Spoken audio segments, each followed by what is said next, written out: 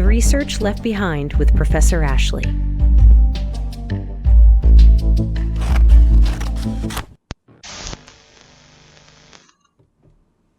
Hello and welcome to The Research Left Behind, the only Twitch stream, YouTube show, and podcast, depending on your mode of access, which sweeps the cutting room floor to bring you the research that got left behind. My name is Professor Ashley, and yes, I'm a real professor who teaches people how to make video games.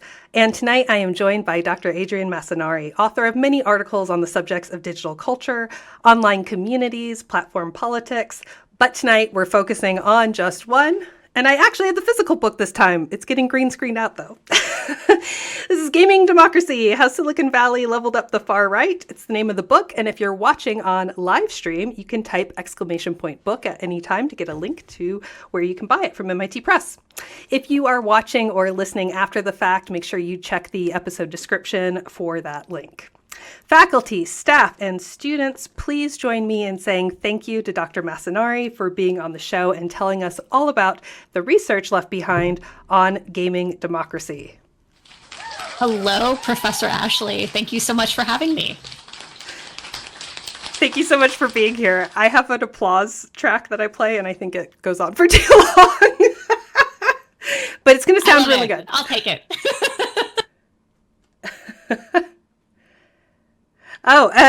Okay. So before we get started talking about the book, we have to do our COI disclosures naturally. So this is a segment of the show where we get to talk about how we know each other. So calling a COI disclosure is a total joke because there is no human resource or research ethics board here on the show. We just have Chris, the moderator. Everyone say hi to Chris, the moderator. Hi, Chris. So Dr. Massanari, do you remember how we met? Over the internet. We don't know each. I mean, we know each other. We of course know each other. We know of each other. But I think this is actually our first real, synchronous conversation. Yeah. So we were talking a little bit before the show, and we mentioned that sometimes, very occasionally, the internet does nice things, like connecting us. So it's lovely. What you drinking? I actually, I got up. I'm changing it up a little bit. I am drinking some filtered water in my Yeti container, but I am also drinking some peppermint tea, which is very exciting. Peppermint tea is great. As is tradition, I'm drinking water out of a coffee mug in an ode to late night talk show hosts, although I think they're all drinking alcohol. Okay. Some of, a little bit of this, a little bit of that. One day, I too will have alcohol in my cup. So let's get to the research that got left behind in gaming democracy. So first of all, belated congratulations, as chat knows, and we all of us academics know and recognize, it is extremely difficult to publish a book, let alone a book with MIT Press and a book with such a cool cover. I'm so sorry it's getting green screened. So congratulations. I appreciate that. It is a big deal, I guess. It's weird, but yes, thank you.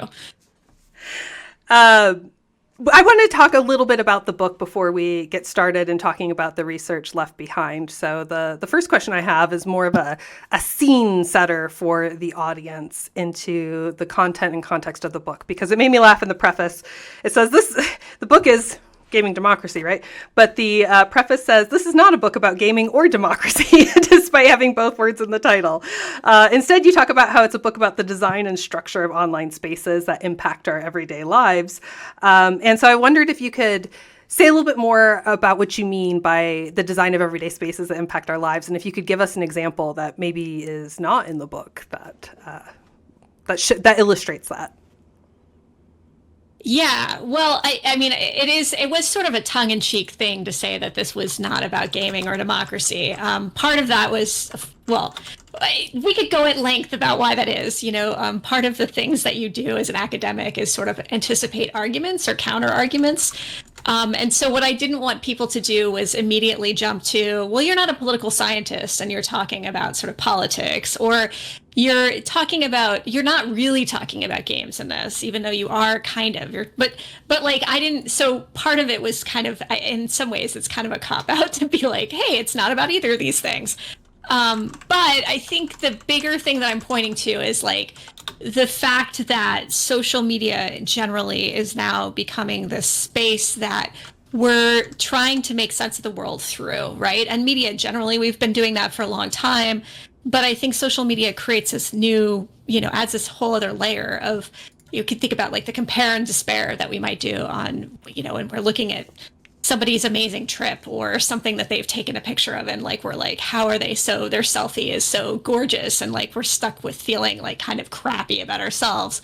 And there's sort of like that is in the daily like milieu that we're existing in, and then of course there's also that's sort of, perhaps people would see that as being somewhat superficial, although I would say arguably those are important things too. But if we think about like then the ways in which these platforms are structured to kind of create a sense of self, right? We're sort of encouraged to, to sort of view what we're being advertised and what we're being fed through sort of algorithmic feeds as who we are in the world. And so, the book is kind of touching on, it sort of doesn't directly touch on this, but it's sort of suggesting that these, that those design choices are working in some ways really to push us away from democracy, or push us away from even ourselves or human beings. It's pushing us towards a sort of reflection that's kind of a cracked mirror of who we are. I love that so much. I mean, I hate it, but I love your explanation of it. And I think chapter 1 does a really good job in establishing these key milestones of the history of the internet, which is kind of how we got to this cracked mirror, as you say. You say in chapter 1 that we as internet users have been playing a game designed by Silicon Valley for the last 20 years. And of course, as a game scholar, like immediately I perk up, right? Like, tell me more. How is this a game? So your book tells us how it's a game, but I hope for the audience you could tell us, what do you mean by that when you say that Silicon Valley has been playing a game for the past 20 years? Well, I think it's a lot of how Silicon Valley has done an incredibly good job at convincing all of us that the sort of the new public sphere, the place where we engage with each other, is online, is totally online, that's the place where you should have sort of, if you were thinking about this in a high-minded way, democratic discourse, deliberative democracy would happen through these online spaces. And it's done that by making us all think that those spaces are sort of egalitarian, that they are, that there's inherent sort of a meritocracy that's laid out for everybody, that sort of everyone who's contributing in those spaces is equal, and their voices all have the ability to be heard and to be trusted and to be kind of, considered equally. But of course, we know that that's not actually true, right? There are a lot of sort of technical things that kind of intervene in that space. Obviously social media and, Silicon Valley's goal is making money, right? So that's underscoring all of the things that are happening. And so instead of this like wonderful kind of public sphere that, I mean, let's be honest, that's not what Mark Zuckerberg was thinking when he came up with Facebook. If you've seen the social network, like obviously that's not what it was, but that's sort of how, those tech bros have really suggested that why there's, why we should trust them is basically like, this is going to be this new, democratic discourse is going to, also push forward humanity. It's the way that we'll all engage with each other. The reality is that there's been, multiple, and we could go through all the examples of the fact that we're now stuck with decisions that were made based on a very limited audience, right? So a lot of times these people are kind of designing for themselves and what works best for them. So they're not necessarily thinking about issues of harassment or other things like that, but they're also structuring this game so that, it gives the appearance of democracy in action, but it's actually kind of rigged. And I'm sure we'll talk more about that. But like one example is like classically, if you think about Reddit, right? Reddit is this sort of upvotes and downvotes. And like it's supposed to be set up as this like, yeah, the best stuff rises to the top. Well, if you've been on Reddit for any length of time, you know that that's not necessarily true, right? So like, what else is going on there? So that's sort of how that disconnect is happening. Yeah, I mean, just to harken back to an earlier point you made, I haven't seen The Social Network, but wasn't the original premise and point of Facebook to rate how hot you found your okay? Yeah. Yes, it was for rating young women at Harvard, right? Like it was supposed to be that. So in some ways we've come full circle. Like that's what we've created. At Harvard? I mean, yeah. So, and it's in some way, yeah. So anyway, that's a whole other thing. We could talk about like the sort of psychology of those, the tech bros who are leading us into this future. It's a pretty limited perspective. I mean, I'm not saying it's the only, I'm not saying that there's nothing good about this technological sphere that we exist in. Obviously, we're doing this. This is amazing. Yeah. And also, though, we've probably all felt the sort of exhaustion, especially in the last, few years, even thinking about how to make sense of the world in this sort of morass of disinformation and harassment and all this other stuff going on in these spaces. And I think we're all having this kind of reckoning about whether or not Silicon Valley really has our best interests in mind. First of all, I'm regretting my choice to stick with water. And second of all, I want to jetpack off the planet, but this is great. This is the highlight of my week. And we're not even we haven't even gotten, I just looked down at my script and the next question's about January 6th. And I'm like, I need to leave. I don't know how you did this research. We're going to find out. It's the point of the podcast. Okay. So in the book, which I think, correct me if I'm wrong, this came out right before the 2024 election. Yeah. October 15th, I think. Yeah. Yeah. Yeah, so that's a great time for this book to come out. When I was reading it, which was post-election, it arrived in the mail after the election, and I was just full of grief and rage. I experienced this palpable kind of PTSD during the discussions of January 6th. But the book kind of uses the insurrection as this endpoint in the timeline of significant events up until. Not a literal endpoint, but because of the timing when the book was written. So in the context of discussions of the Reddit subreddit or the Donald, you're looking back with this post-January 6th context and looking at it particularly in these design and dark design patterns. And I think you've already hinted on this a little bit with Reddit as the prime example of pretending to be a democracy with the ability to upvote or downvote topics that are interesting, right?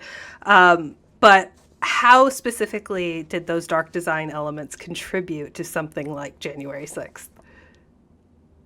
Yeah, well, it's interesting. So the Donald, we'll take that example, right? So the Donald was a subreddit, was massively popular. Basically, probably one of the most popular public places for Donald Trump support during his first campaign. And then it was later banned in 2020. And that was actually after many years of breaking lots of rules on Reddit. In some cases, the dark design patterns were things that these communities would actually, in some ways I use the term game, they're gaming the system that exists. And in other ways they're, and I think the larger argument of the book that I hope kind of comes across is that they can only be gamed because they're actually designed into these platforms, right? So in the case of the Donald, one of the things that they did to manipulate this space was they repeatedly pinned and unpinned posts. And what happened was, and this is getting deep in the weeds of how Reddit's algorithm worked at the time, but essentially what that did was it made it so that if you went to Reddit r/all, which was sort of it's basically an aggregate of all of the things trending across Reddit at the time, it would mean that they had figured out how to essentially have their stuff at the top of that feed all the time. So if you imagine all of this content coming off of this one subreddit was permeating, so people who were not necessarily subscribed to it could go and see it and were being shown it in this very top positions, in part because they kept pinning and unpinning and pinning and unpinning. and when I'm talking about, so that's like kind of a manipulation of the technology of Reddit's algorithm. But it took a very long time for Reddit to do much about this. And so when I'm talking about dark design patterns, I think it's kinds of things that are both intentionally meant to mislead. So if you think about, classically when we talk about dark design patterns, it's like, you imagine those when you have an advertising pop-up and you can't click that, like the button doesn't close, or it waits for 30 seconds before you can actually hit the close button, or it moves around the screen, or there's all these things to kind of keep you as a user like on your toes. But in the case of Reddit, especially with the Donald, but like other subreddits also, part of it, what was happening was they were so reliant on these sort of volunteer moderators. And this is still true to this day, that, because Reddit is such a flat organization, it doesn't have many people working for the organization itself doing moderation. It's reliant on these volunteer moderators who are all the people. And so, at some point, these, the Donald and a bunch of other places were bringing lots of advertising revenue in for Reddit itself. So it was okay for it to have it on the platform. They sort of let that happen. And so in that case, so again, when I'm using dark design patterns, I'm talking about sort of like this expansive use of that term. It's not just the actual interface design, it's also the policies and everything else that kind of go into creating a space that welcomes this sort of, mainstreaming of this content. Yeah. Yeah. I've heard about, I mean, for game design folks in the audience, I think when we think about dark design patterns, we're most often thinking about them in terms of like casinos, right? Or the classic example. In fact, in your book, you talk about casinos as being illustrative of a physical space that implements dark design policy into their practice by doing things like not having clocks on the walls, so you're not sure how much time has passed, and so on and so forth. So I think the idea that the part of the ideas that I like the most about the book and in this chapter, in fact, is the application of those dark design patterns that we think about in terms of loot boxes or casinos and gambling to online spaces that we otherwise wouldn't consider as having a dark design pattern, like Reddit's user interface and also its policies don't scream casino or scream loot box in quite the same way, but nevertheless they are able to platform certain voices and opinions better than others. And so on that note, my next question, this is a shout out for all the grad students who are like, hey, how do you go about doing something like researching Reddit? So tell me a little bit about that. Tell me about researching Reddit. Are you a daily active user? Were you a daily active user? How much time did you spend on Reddit for the book? So on and so forth. Yeah, I mean, I am an active user of Reddit, yes.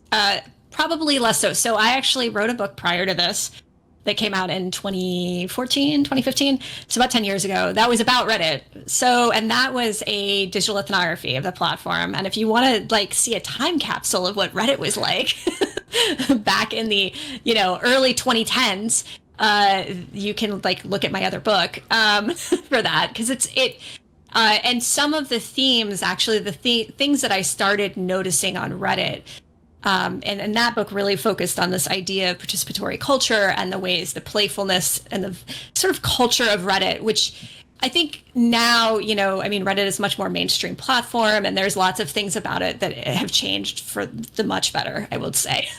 But it sort of also lost a little bit of its sort of niche kind of appeal. Like now it's a really pretty, mainstream, relatively mainstream platform. But for this book, so some of that work was some of the things that I was revisiting some of the threads that I had picked up in the last book and kind of picking up new places and spending time on the platform for more specifically to investigate kind of these far-right communities. And then a lot of it was looking back, actually having to spend a fair amount of time on Internet Archive to look at the Donald, because what happens although we all think that the internet is forever, is one of the major challenges of doing this kind of work is that it changes. And so so things like when Reddit started, deplatforming people, like deplatforms accounts, or or sort of puts certain communities in quarantine, or changes the algorithm, or all these things, it becomes very hard to piece what a single kind of community was like on a given day, right? So like, and what that feed looked like, and so I was actually having to bounce back and forth between, at the time when I was doing some of the work on the Donald, it was still on the platform. So I was spending time on the Donald proper, but I was also having to go back and look at Internet Archive feeds of like earlier versions, to see, for example, things like what did the front page look like? What kinds of, design, what did this look like? What did the space even look like, in 2016? And that stuff it's amazing that we haven't really it's one of these like conundrums, and if you do research like this long enough, you realize how insufficient our tools are for really getting at that archival work. It's a really, and there's a lot I could say about the Internet Archive. If you're interested, there's people who've written about it, but it's like Internet Archive is like a Frankenstein's monster kind of space. Like, it's great for certain things, but when you start getting into really complex, like scripted environments, like you can't reproduce it. So that is actually really the challenge of spaces like Reddit. I would say arguably all social media now. Like, I'm trying to think about, like, the reality is that we're all living in these very micro communities, and we don't have necessarily a sense of what anyone else sees. And that is, I guess, the ultimate dark design pattern, is that, like, so, Silicon Valley is suggesting that we all see the same things, right? And so that there's like some sort of egalitarian community, like democratic thing that's happening. But in fact, we're all seeing vastly different things. And that's kind of shocking when you think about it. It's like our feeds have become so individualized, and that makes it incredibly seductive, right? Because it feels like I'm there. I'm like, yes, Instagram knows my fashion sense, and I am so here for it. Like, I am 100% David Rose from Schitt's Creek, and I like want to be all of the weird asymmetrical like gothy clothing. Please advertise to me. That's amazing.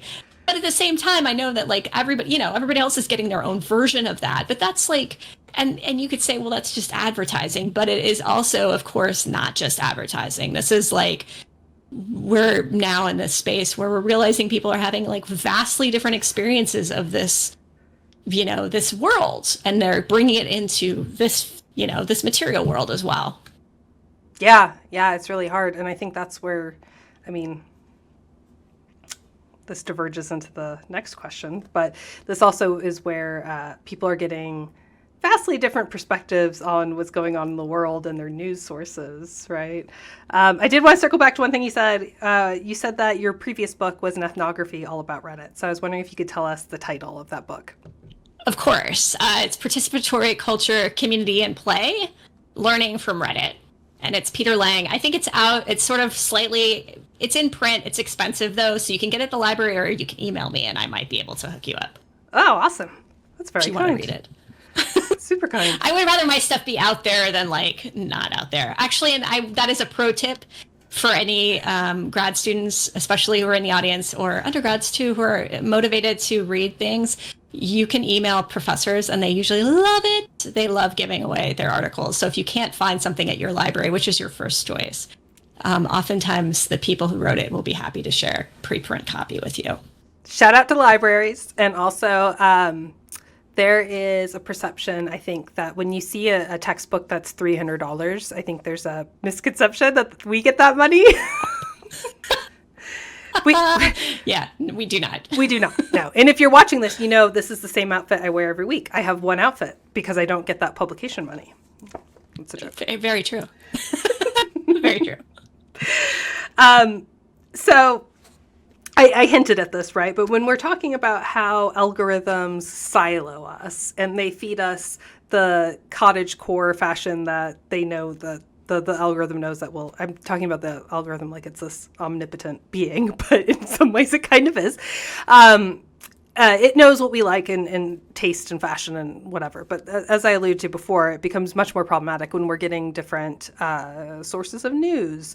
And I think this is something that the Gaming Democracy does incredibly well, which is point out how conspiratorial thinking can flourish on those platforms.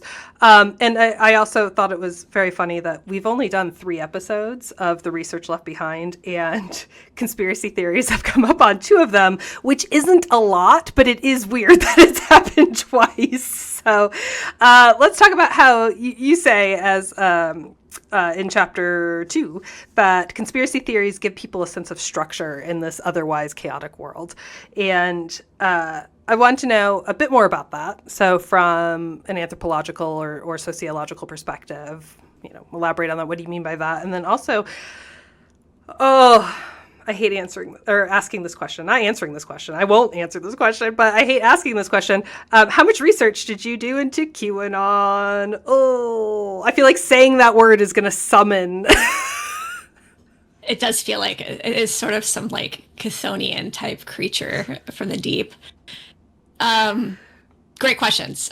So let's see. Okay, so I'm going to start with, I'll start with the, let's start with the QAnon thing, and then I'll work backwards. So QAnon, I did not have to do a ton of work on QAnon, fortunately, which is great for me, because I was mostly focused on the Donald, and the Donald had QAnon sort of woven through it. It's kind of like, at the time, they were slightly more disparate than they are now. I mean, I don't think that, and now you can't even, I don't know if there is, QAnon doesn't really exist. It's sort of like just all Make America Great Again. I don't know. It's all like one big morass of terribleness. But at the time, it was sort of, the Donald was nicely sort of separate from that in some ways, in that it was so focused on the campaign, and Q was mentioned in there, but that was still, in some cases, sequestered in the sort of 4chan world, and then, kind of tendrils out. And because I was most interested in it as a kind of game, which I alluded to, and I think there's actually much more work that could be done. So this is something for all of you in the audience who are looking for a cool research project to do. I'm not the first person to suggest that there's this sort of alternate reality game to QAnon. There are other people who have suggested that, but I think there's way more to be done about the ways in which that conspiracy, and I guess generally most conspiracies have this sort of are structured in many ways very much like alternate reality games, right? So you have the rabbit hole, you have this sort of sense that the world is not what it seems. I mean, we could think about this in the manosphere, like the red pill, blue pill kind of stuff also has that dynamic. And there's something really interesting about that. And so that's something future-wise for people to do.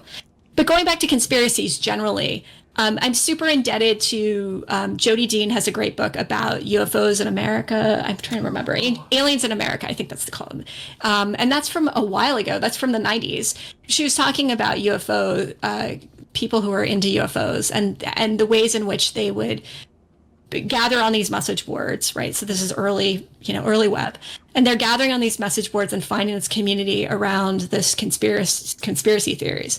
And so that was a really interesting, and because Jody Dean is sort of in the political science sphere, is really interested in the politics of that, was really talking about the fact that, it's not like this is entirely, I think sometimes when people think about conspiracy theories, they might think that they're completely irrational. And she's like, no, actually, they're partly a response to the chaos of the world and the ways in which it's I think in this moment in particular, we're like facing all these like multiple crises, right? So people are sort of entrenched and digging in some ways, looking for these larger narratives to understand things.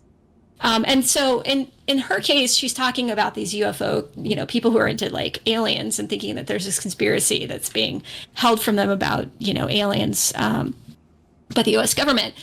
What I think we've done now is we've moved to, and there's also another book, I think so, everybody's saying, or something like that. Again, I should have probably write these down before I get an interview, but Muirhead and Rosenblum or something like that. It's been a while. This is a whole, it's been a while since I read this. Anyway, a lot of people are saying, I think that's the name of the book. Anyway, they talk a lot about conspiracism, right? This idea that it's no longer a conspiracy theory. There's not like some big theory behind QAnon.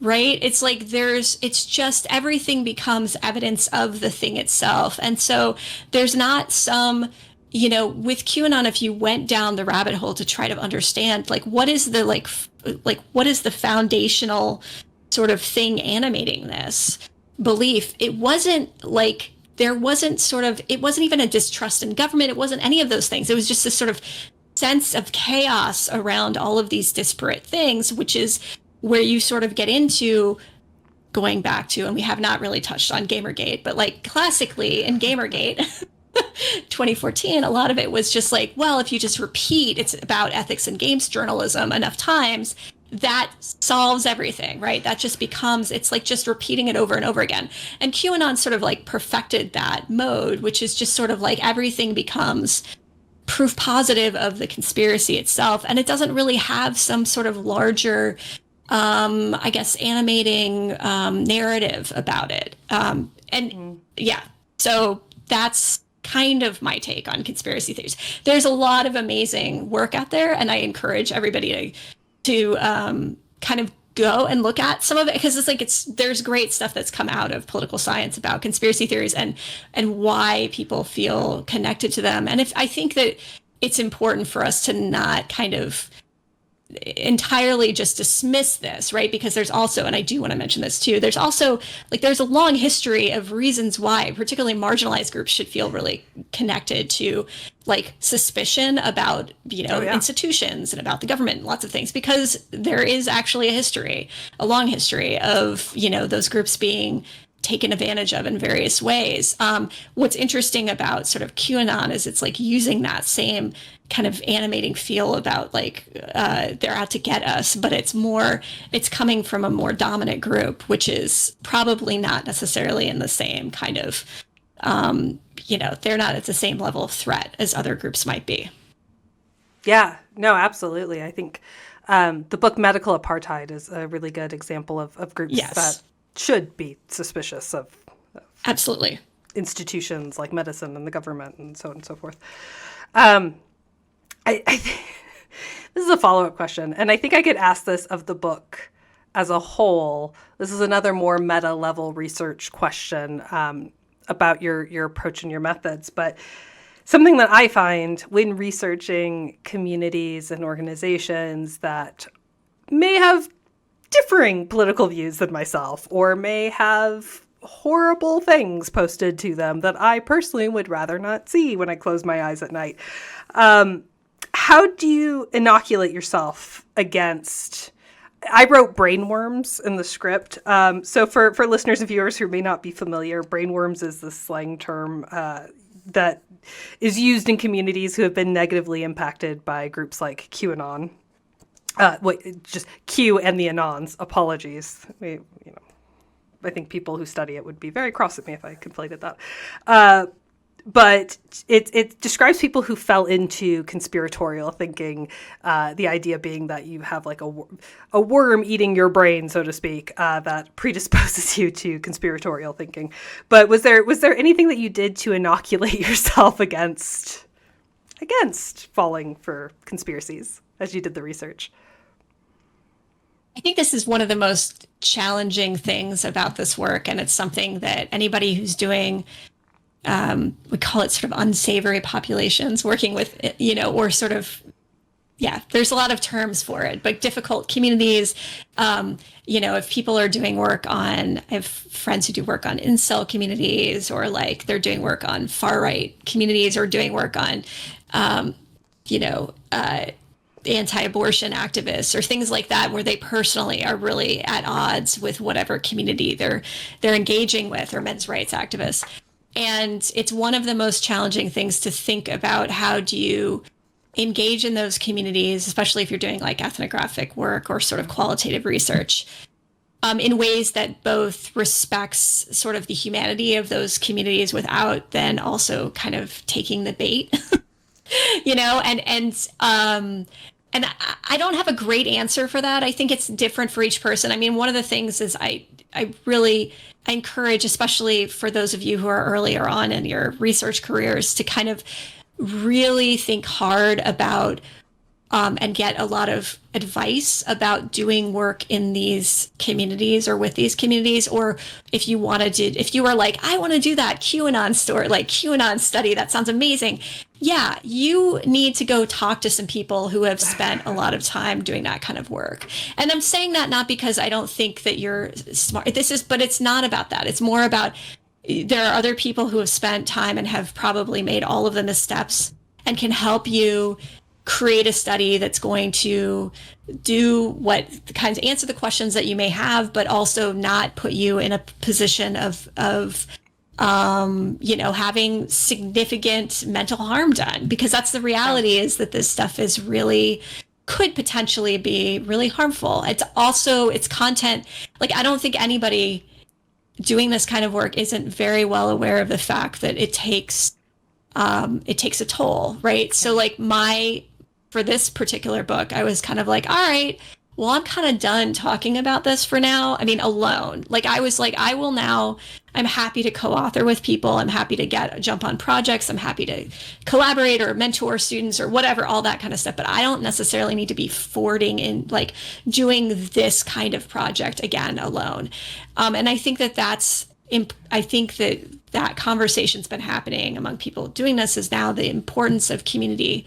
So finding community, I have a good therapist who has got a shout out in the acknowledgments, friends, family, connections. Also thinking that you're so above I think that one of the biggest things to not have the hubris to think that you could never be one of these people who is kind of drawn into this space. Because I think that that's, as much as I completely disagree with like almost all the things that everything was going on in my book, like, I don't want to, thinking about Gamergate, for example, or any of the, sort of aggrieved entitlement that sort of we're seeing among certain communities now. I don't want to sort of discount the fact that there are people in pain, right? That's the reality, is they're in pain.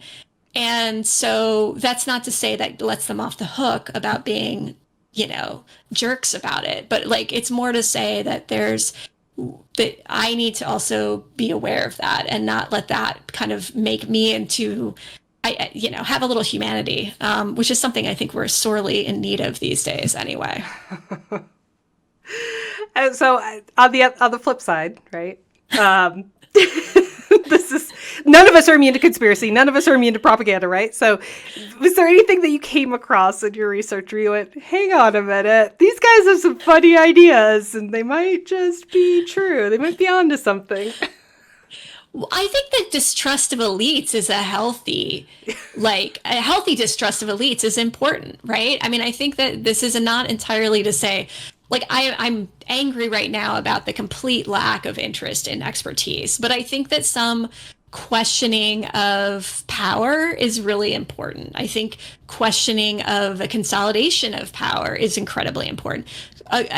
Interestingly, I think you saw, which is the piece that I think there's also more work to be done on sort of the ways in which a lot of the sort of economic strand of politics that came out of Bernie Sanders' campaign and Occupy, how that sort of, then there was a piece of that morphed into support for Trump's campaign. And we could talk about why that is. And there's a lot of stuff. And, certainly racial animus is also, like, animosity is also in that mix. But there is also this argument that I think about the feeling of, I'm like, my life is not so great. I'm looking around here and I'm being told by politicians or by the government or by elites that I'm just sort of supposed to suck it up. And it's like, and I do think that that populism is really powerful. And I think if you consider the moment that we're in right now, it's just maybe sort of a different kind of populism.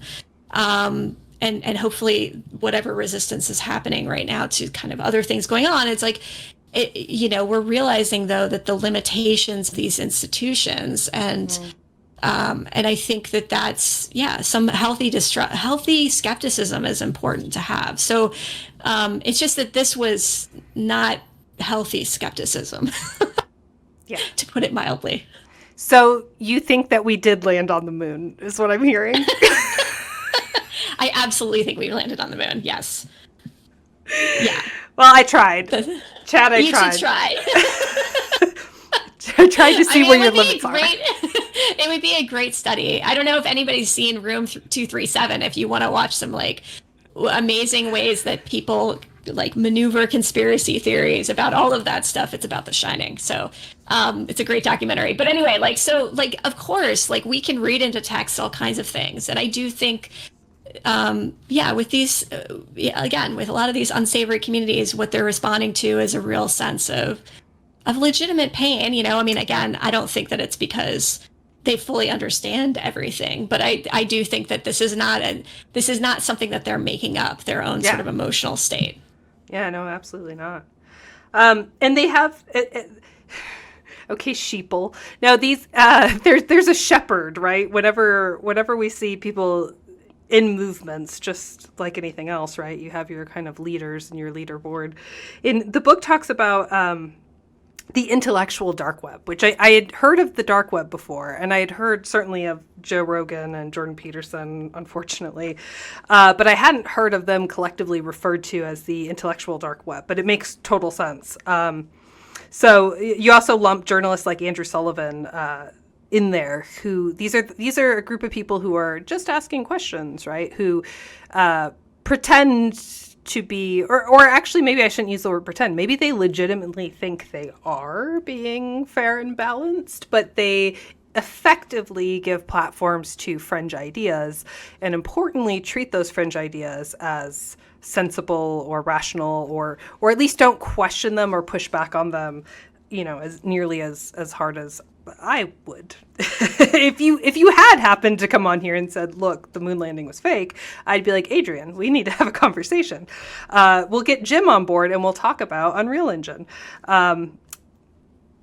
It's a whole nother thing. Okay. So tell me about the research you did on the intellectual dark web, and really, did you listen to their podcast? How much of Jordan Peterson's voice did you have to hear? I think is really what I want to know. It's pretty terrible. It's true. I mean, so just to give some context, the term intellectual dark web was coined by Barry Weiss in a New York Times op-ed 2016, 2017, somewhere around that. Anyway, so she since kind of considered herself part of this, you know, I don't know. She's kind of, like, it makes it sound really cool. Like it's like this, like, but when you look at who's actually involved in it, it's not that cool a group. Like they tried to come up with a cool title for a group of people who seem pretty miserable.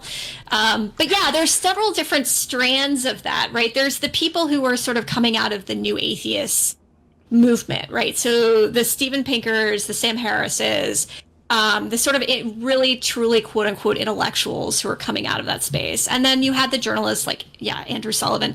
People are talking about, Jonathan Haidt would also be in there too, sort of academics and journalists. People are worried about like sort of classically like illiberalism on college campuses, and had been writing for years about like how, you know, sort of PC culture in these spaces and how conservative voices weren't welcome and blah, blah, blah. Probably exactly the same kind of conversations we're having now, but it was like it was like this like a little bit more separate from what was going on college campuses, right?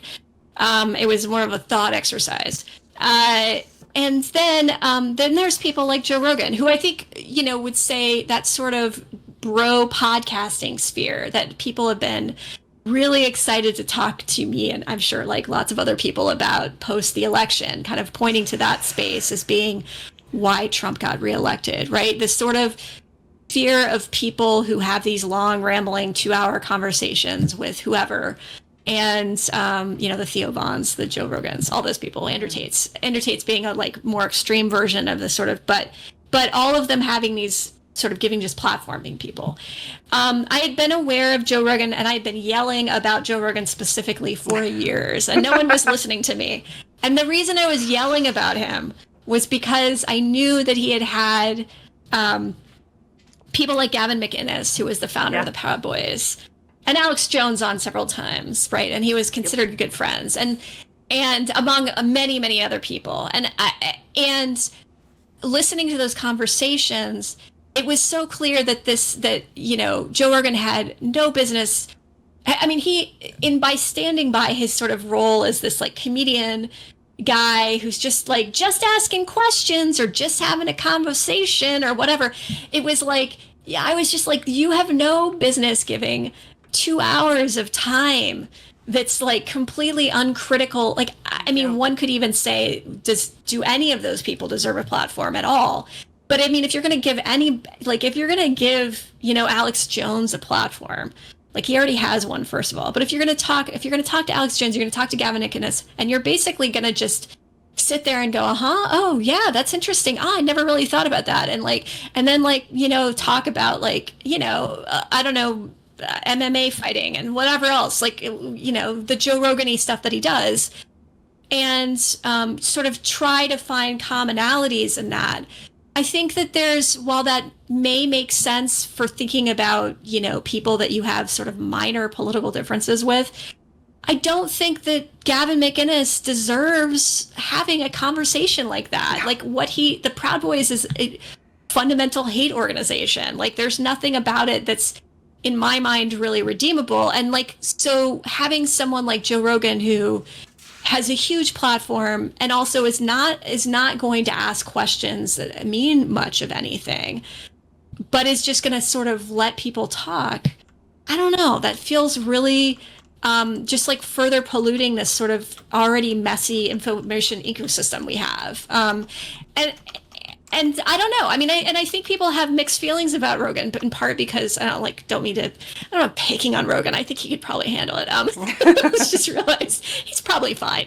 Yeah, he'll cry into his pile of money. Yeah, for sure. right. But this sort of justification of well, Bernie Sanders went on there. There's all these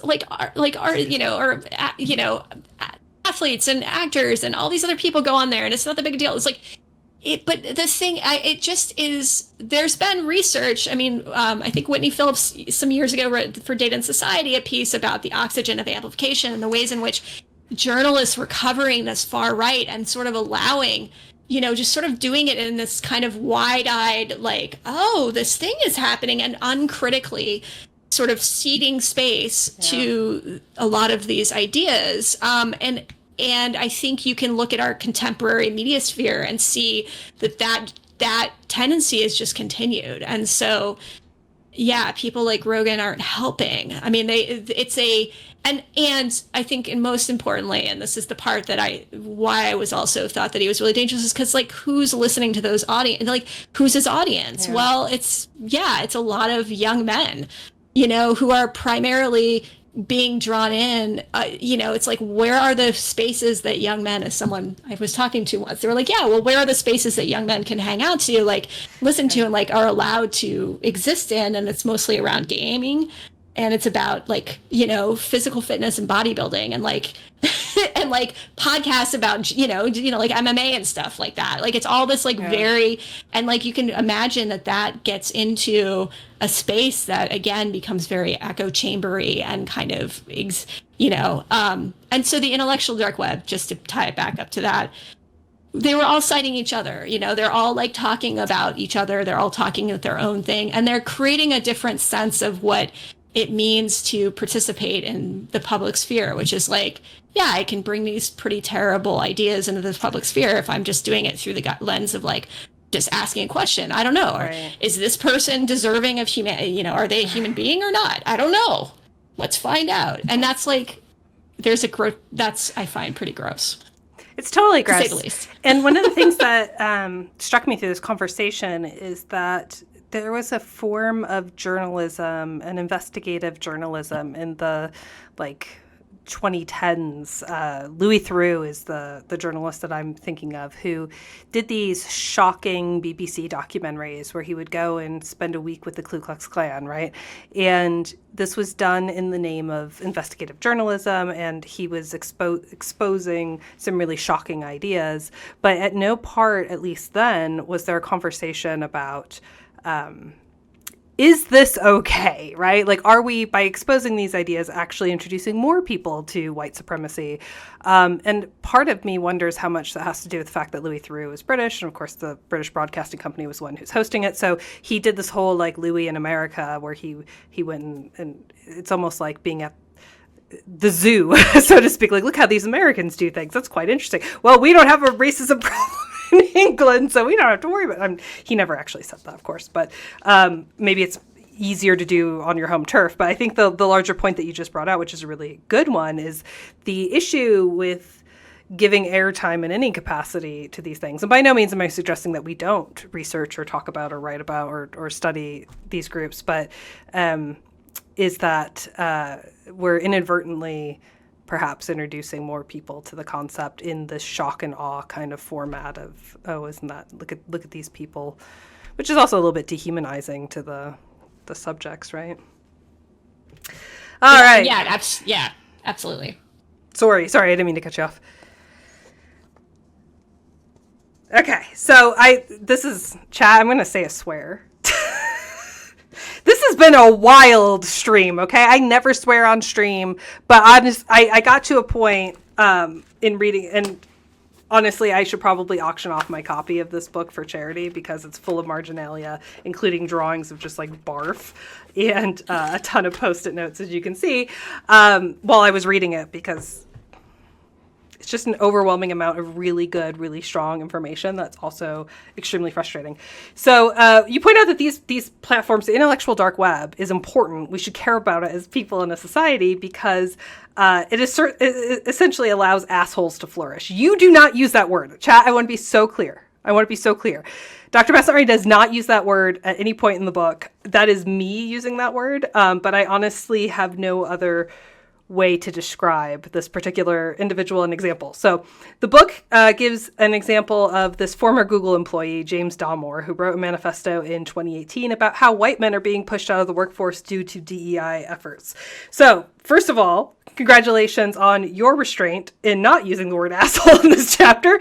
And second, can you explain how you refrained from alcoholism when writing this book? It was tough. Right? I'm claiming like that my therapist was really good again. Yeah, I mean, this is a really, I mean, there's something about me that, I mean, in some ways I was animated by spite. Like I was so angry that sort of motivated my need to be as fair-minded as I could be about something that I obviously feel very strongly about. But I also didn't want to underplay the damage that I think these, like that for example, like Dalmore's, Google and a diversity Google memo. I mean, it's interesting, like at the time, especially even when I was writing this, I mean, this book took a lot longer than it should have for lots of reasons, in part pandemic and in part just the process of getting a book published takes a lot longer than you would like it to for, reasons. It just is forever. Anyway, so, but like, at the time when I was writing about that and thinking about his screed that he wrote, and, he did eventually get fired by Google, but of course then now is, I think, a successful, computer engineer at some other place or whatever. There was sort of the sense that well, no, I mean, things are really shifting. It's like Black Lives Matters was coming in, like that sort of ascendancy of that, awareness about a racial reckoning in the country was happening. And there was like this larger conversation about these issues. And it's the funny, not funny, haha, but funny, sad to think about the fact that oh yeah, that's exactly where we are in this moment. Like everything that he was writing about is literally what Google and every other tech organization, like pretty much every organization has done. It was just rolling back all of these important programs that they had created to, sort of, make the place a little bit more welcoming to marginalized communities, to women, to people who weren't in sort of to queer people, and who were not necessarily part of that dominant sort of tech bro culture. And so it's that, and I would say that there's a part of me that has always felt that, yeah, as much as this stuff is really depressing and very difficult to write about and think about, it's so necessary that I never really felt there were moments that I was I gotta get off this and take breaks. And that was part of also the lengthiness of the project. But yeah, I mean, Maybe I don't know. I mean, also, but in some weird way, I also felt vindicated. I don't. That's a weird thing to say, but like, if you like, you remember this, like in 2014 when Gamergate was happening, all of us who are paying attention were like, this is not good. Like, this has been an issue for a long time. Something is shifting. Like, all of us felt it. And like, it was being talked about in various, like, in chatter, and so to see this sort of be the cap, it feels very much like, as someone said, we've never left Gamergate, right? It's like, this moment is so, and for me, in some ways, that's kind of, again, weirdly gratifying to kind of know, like, yeah, okay, so we were not, I mean, be easy to be everybody to gaslighting all of us to say, no, it's just like a one-off thing. And it's like, but it's not. It's never been a one-off thing. No, right? It just proves that their strategies sometimes worked, right? Yeah, exactly. And we're picked up by other people and other communities. Yeah, absolutely. What a time to be alive. Something I say every day. So you use this term toward the end of the book of dark play, which references, some of the dark design patterns we've seen, certainly, but also this type of chaotic play that I am absolutely fascinated with because it exists in other aspects of our culture, right? Like Mardi Gras could be a type of dark play, or Carnival, or any time where you have lowered inhibition, spring break, Rumspringa. Here you use the term to talk about trolling or other types of hostile online behavior that's done specifically as a joke, right? Or at least when confronted, people go, oh, well, it's just a joke. It's just a joke. So can you say a little bit more about that, about dark play in particular and things being just a joke and how it contributes to the contemporary political situation we're in? Yeah, so the dark play idea is is building on work that performance theorist Richard Schechner talked about. So he was looking at the ritual spaces of theater and ritual performances, and talked about the idea that there was this thing that happened in those spaces where the audience would not necessarily be clear about what the performer's intent was, meaning that performers would be playful or have this sort of ludic attitude, or would be engaging in kinds of play, or perhaps even a back and forth, but it would be, the audiences would be kind of left in a sense of instability, right? They're sort of like left with, is this play? Is this not play? And part of the joy of that as a performer was kind of playing with those ideas. I think in one of his books, he talks about if you could imagine someone racing across a street, if you could, like, do not do this, by the way, do not play Frogger with cars across the street. But like, there is something that could be invigorating to someone to be like, trying to, make it across the street in just enough time, to not be hit by a car. Again, don't do that. Definitely don't do that. But so this dark play then becomes a way of, and especially within, I think, sort of Chan and communities lend themselves to trolling and shitposting and stuff like that. That becomes a way of coalescing the community, and it also becomes a way of signaling who's an outsider and who's playing the game and who's not playing the game. This, you maybe remember famously the OK hand symbol, and at some points during when Richard Spencer was still kind of gadflying about, like, 2016, 2017, where people were doing the OK hand signal and saying it's like, it's not racist, it's white power, it's not white power. Like, and it was sort of this back and forth between the press and these far right people and they were saying it's not racist at all, but it is kind of, but it's not really. And that sort of back and forth and that ambiguity is a lot about what dark play is. And if we look in this particular moment, I mean, we're just awash in this. Like, how else do you, like, every day I wake up and I think to myself, like, what is happening? Like, you go online at any point or read the news or whatever, and it's like, it's almost impossible to know what is both truth and fiction, right? But what is both meant intentionally or not intentionally. I'm thinking back to when the discussion about about immigrants eating cats and dogs during the election, and how quickly that was like, well, no, that's not true. We were just saying it was a story, but it was a convincing story. But it was like, what? And it was obviously meant to spark outrage, and it wasn't about humor, but it was clearly play, right? It was playing with this idea. And by the way, I can't underscore enough, if your audience is interested, Aaron Tremmel has a great book. His phenomenology of play, and sort of like, and talking about in particular play doesn't have to be fun for even the participants. I mean, it can be torture, it can be a whole bunch of other things. And I think that this dark play stuff fits right in there, right? It's about, in some cases it's kind of like these horrible practical jokes that are mean-spirited, right? That are sort of meant to make the person who's the butt of the joke feel bad. And in this case, it's kind of like, well, no, we're never going to tell you if we're playing or not. We're going to use words that may or may not mean what you think they mean, but this is how we signal within our in-group, but we're going to deny that they actually mean that. Or we're going to talk about it being ethics in games journalism, but we all know that it's not really about that. Yeah. Yeah, you brought up a core memory of mine when you talked about the OK symbol being associated with white supremacy. This is not in any way academic, but it is a funny story. In 2018, I bought a bag of bones from like Home Depot or something for Halloween decorations. They're all plastic.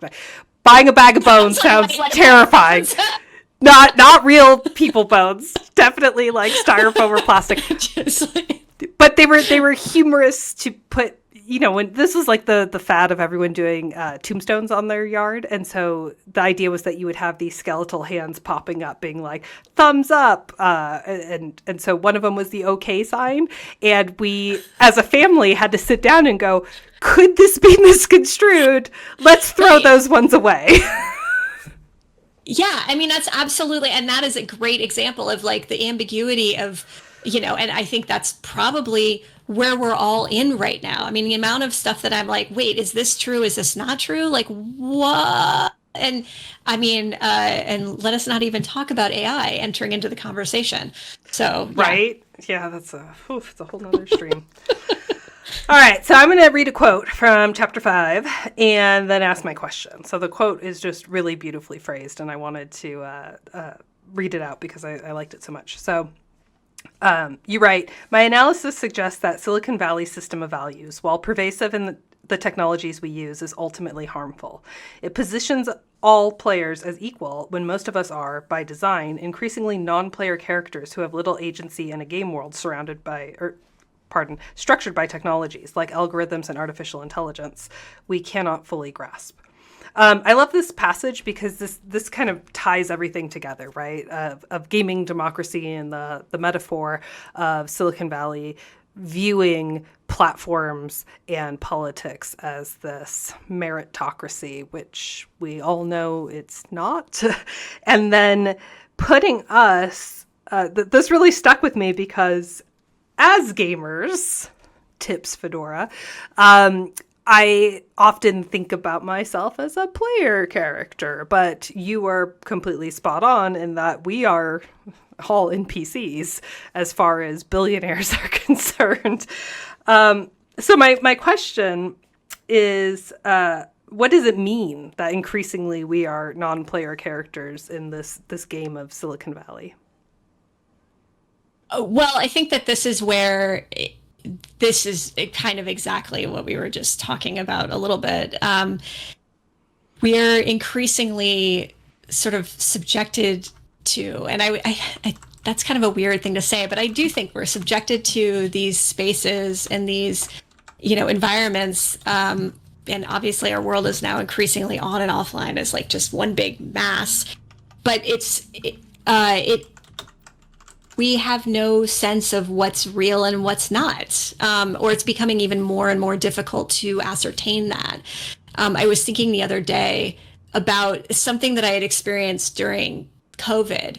I remember when everybody was, I was like refreshing Twitter when I was still on Twitter at the time and like looking for statistics or like anything, any information about what's happening or whatever. And I was like, well, how am I supposed to feel about this? And I thought, wow, that's so weird. Like all of my my like affective, my emotional state now is bound up in like, what is the internet now telling me how I'm supposed to be feeling about X event? Oh, yeah. Right? And so especially if you are a very online person, like probably many of us are, you do have this like input of massive amount of information being like sort of like handed to you, and then you're also handed with it a bunch of like emotional stuff with it, and you're having to sift through that. And obviously, and my therapist says this a lot, not to shout out to my therapist, but like talking about like our nervous system's not meant to be handling all of this, right? So we're stuck with this feeling of like, wait, am I supposed to be attending this or not attending this, all this stuff. So in that way, our agency is really limited.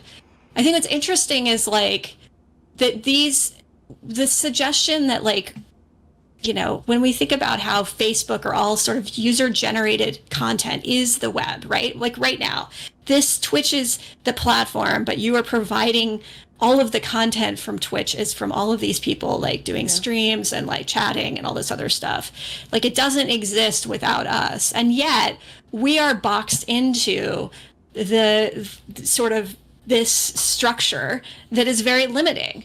It's the irony of, having your content that you're told you should, that you are supposed to want to be on social media to have your content out there, and then having it sort of monetized and, and all of that being going back to these companies that are making tons of money. And then being perhaps sometime you find yourself like unsure about, why is it that I no longer appear in people's feed? And it's like all of those decisions are black boxed. Right? We talk about this, and all this science and technology studies talks about the idea of the black box, right? So the thing that the input goes in, we don't know how it gets out, but it does. And even if you think about something like, algorithms generally, like so many of them, they're very complex, and the people who are creating them don't really understand how they work through and come up with the solution that they do and how they structure that. Like it's impenetrable to even people who are creating it. Again, don't get me started about AI stuff, right? So in that case, we are NPCs. And in some ways that means that the tech companies are a little bit too, right? So they're kind of unknowingly creating things, and that's not to get into this weird technologically determinist thing, but it is to suggest that this playing field is not equal. They do have more power, certainly within the system of, sort of the political economic system we live in. So capitalism has a role to play in all of this too. And if you do things like read Elon Musk's biography, which I unfortunately did. for the book or for fun? It's kind of for maybe a project, but like, so I'm working on some stuff around Elon Musk as a gamer, right? And so like, it's obviously, and like, he's so pathologically like the bro gamer type, where he's viewing the world as that. And like, he really does believe that he is a player character and that we are NPCs. Like, I don't think that is overstating his experience of the world. So yeah, it's a bummer. I don't like that. And I don't think he's alone in that. Yeah. I wish I could bottle the joy I felt when you said Elon Musk is the ideal gamer. That tickled me. Yeah. We are on our last two questions. So, chat, this is a phenomenal chance for you, if you would like to ask Dr. Massanari a question that we haven't already covered, to put your questions in chat, and Chris the mod will collect those when we finish our two questions and go into the Q&A segment. These last two questions are rather quick, but please chat. If you have questions, get them in for the Q&A, right? Meow. The penultimate question, since I always want to end on, if not a high note, then at least a powerful note. So the question I have now is, if we're all NPCs, what can we do about it? What can we do differently to maybe reclaim our first player character, player one-ness? Well, I think recognizing that that's the case is a good first step, right? And that the playing field is not level. And I think we're having this sort of maybe collective moment where we're realizing that those who have the most, and who are sort of like a lot of this techno solutionism that's gotten us to this moment is not going to get us out of where we are. So, I mean, I think in some ways it's about really evaluating our relationship to technology generally. Yeah. And questioning this assumption that we can have conversations at the scale, that we should have conversations, that it should be like that we should be all in our little like with our little megaphones yelling out into the void and expect that that's how democracy happens, or that's how like collective action happens, you know. That's probably not how it happens, you know. I mean, I think that we're going to have to get probably a little bit more uncomfortable in so far as it's not going to be simply relying on the platforms that exist right now. Meaning, so we're going to have to start thinking about alternative platforms. And, you know, of course, there's all of like the Fediverse that's kind of like people have talked about that as a possibility.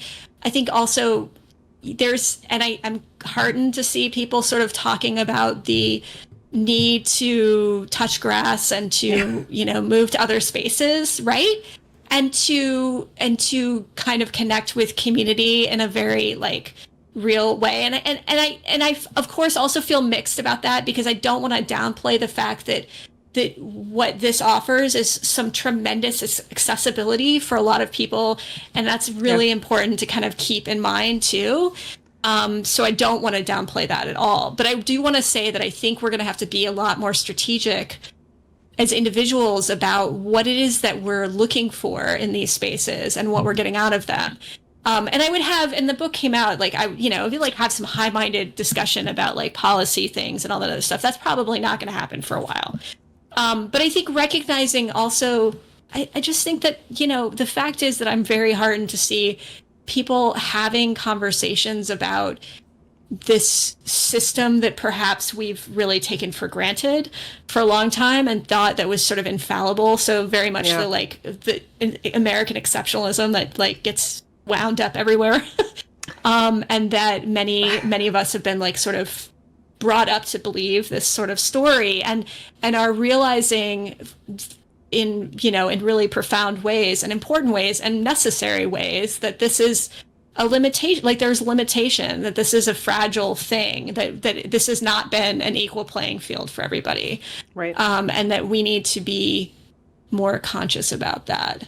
So those are some things. And I think, like find your community and I don't believe that necessarily you need to be yelling at everybody else on the other side to like try to convince them otherwise or something else. It's like at some point, maybe later, but right now it's like, this is about creating communities that are sustainable and are meaningful to, you, and that's important. And maybe that's not going to always be on Instagram.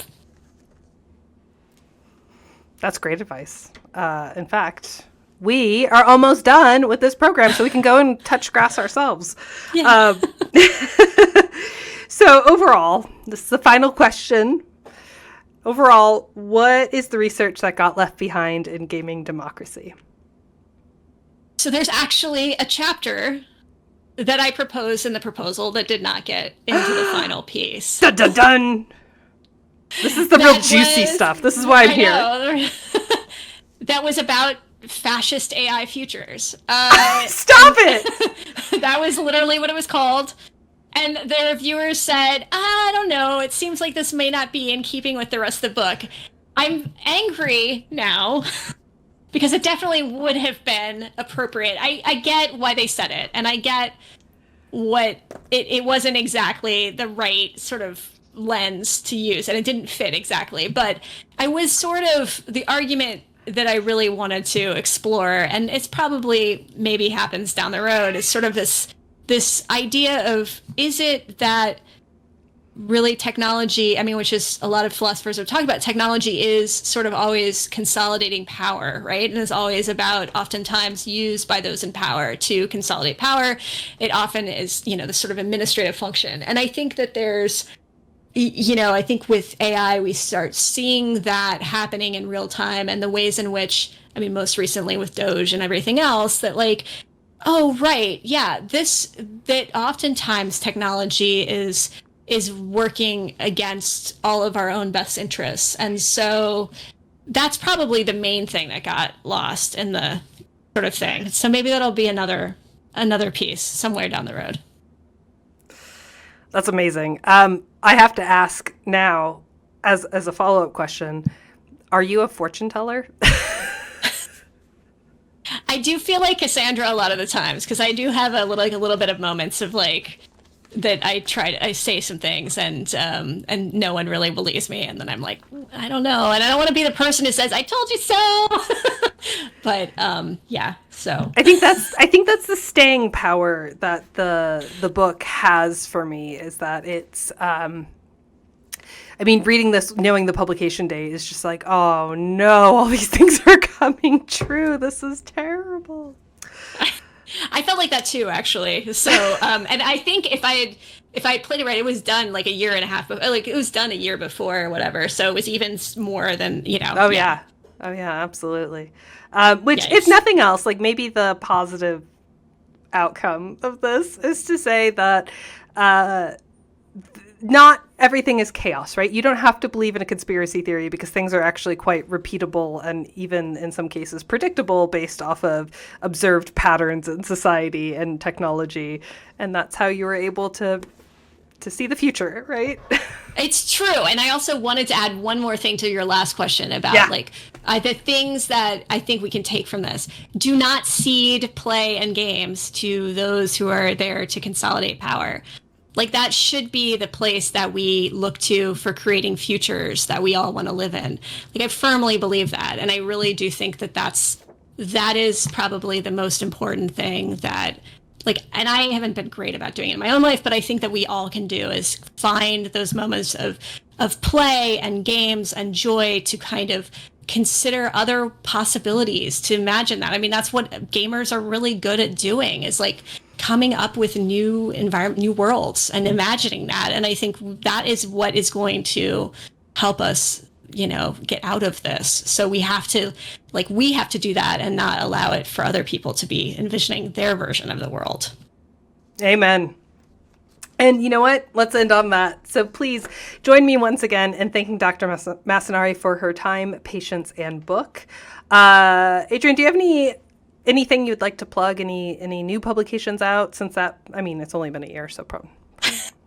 No, but no you pressure. Can come find me. I'm sorry for academics. That feels like a microaggression. Like, so when's your next book out, you slacker? Know, exactly. No, but I am occasionally I occasionally skeet on Blue Sky at Adrienne Massanari. Yeah, and anyway, yeah. And this has been great. Thank you so much for having me. I should have asked this before, but skeeting is the verb instead of tweeting. I guess that's what it is. I don't know. I'm doing what the kids say. It's amazing. Skibbity, squeeting, skibbity toilet, skeet. I don't know. And we have our TikTok. Okay. Awesome. Thank you so much again to Shawn, Pierre, and Adrianna Poindexter for the creation and use of our theme song, to Nifty Chris, our Twitch mod, for classroom management, and to you, viewers and listeners. Without all of you, this production would not be possible. Listeners, viewers, chatters, if you like this stream, this VOD, this podcast, make sure you are following with notifications turned on so you know when we will be live again, and also when the next recording goes up. So if you're listening after the fact, you can head over to twitch.tv/professor_Ashley and follow to catch the next live stream. You can also find me on almost all social media platforms as professor_Ashley. The Research Left Behind will be live again next on June 12th. So if you notice, that's different than how we've been doing things, and that's because we are going to be observing Juneteenth on June 19th. So instead, we're just moving our schedule up a week. So we'll be back next Thursday, 1 week from today, with special guest Dr. Kishana Gray talking about her recent chapter with Catherine Coles while white streaming Black aesthetics, using Black cyberfeminism to make sense of cultural appropriation in digital platforms. So thank you again so much for watching. Good night, everyone, and I will see you next Thursday. Bye.